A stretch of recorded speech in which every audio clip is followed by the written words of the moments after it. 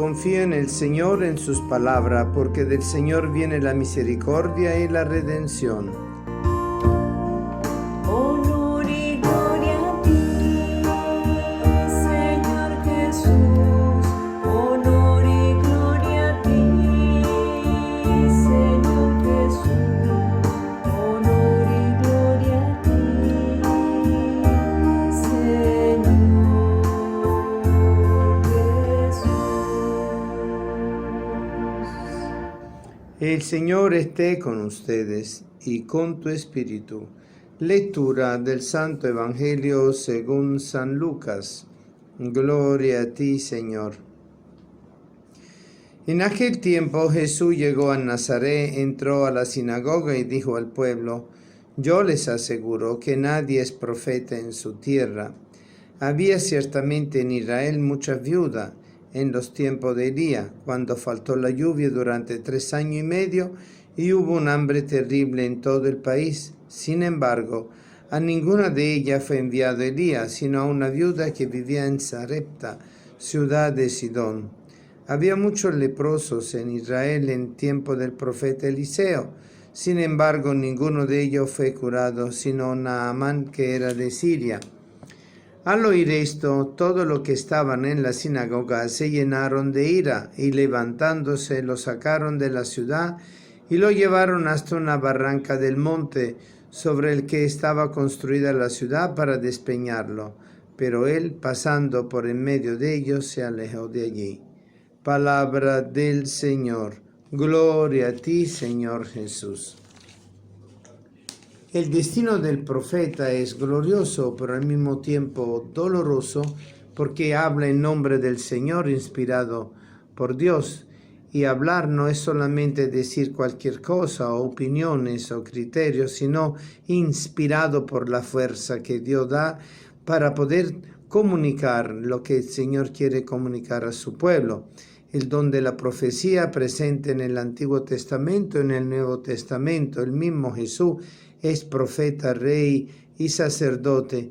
Y ese camino del profetismo es la manera con la cual Dios se comunica con su pueblo, además de la ley y de toda la manera directa con la cual el Señor podía hablar en el corazón a cada quien en la liturgia, en la oración, en el templo.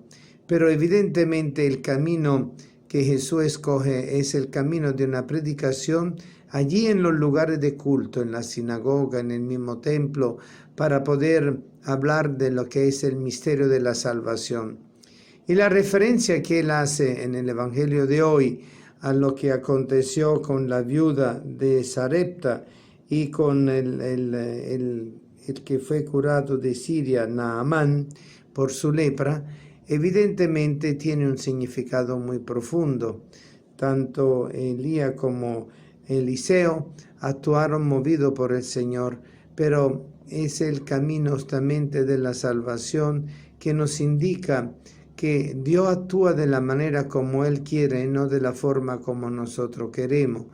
Y esa forma con la cual actuó con Elías, con la viuda de Sarepta, y con Eliseo, con Naamán el sirio, evidentemente tenía un significado profundo.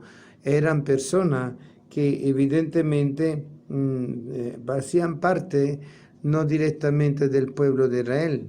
Naamán era sirio y por eso no era de lo que era el pueblo del elegido por Dios.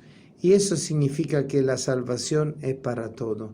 Ese es el ejemplo que Jesús utiliza para dar a comprender la importancia de lo que es el llamado a la conversión. También encontramos el hecho del baño en el río Jordán, así como nos lo explica la primera lectura del libro de los Reyes.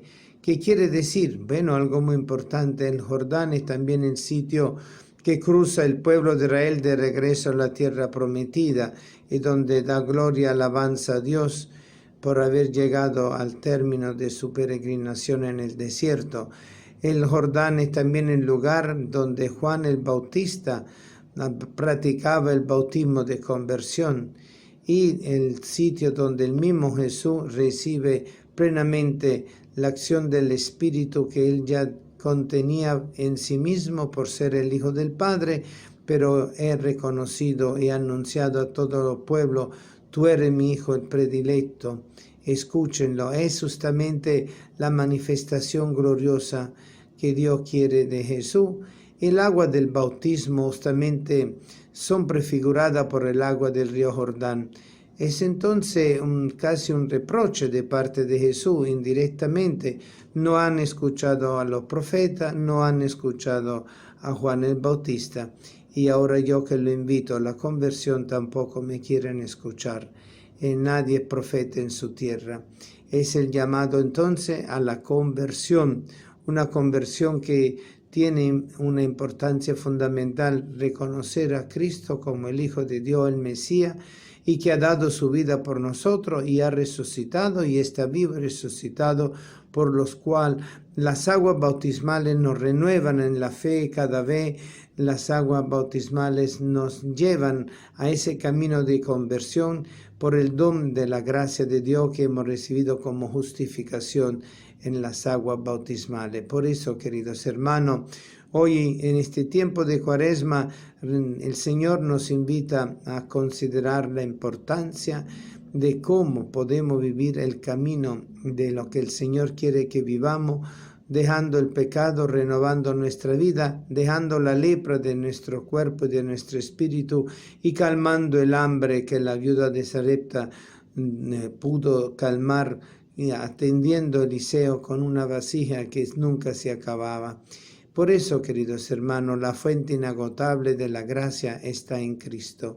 Y si nosotros queremos de verdad llegar al camino de la santidad, que es a través de la conversión continua, tenemos que aprender a ir siempre al bautismo y renovar las promesas bautismales y ejercer nuestro deber y derecho de lo que es la confesión de nuestros pecados, y así renovarnos continuamente.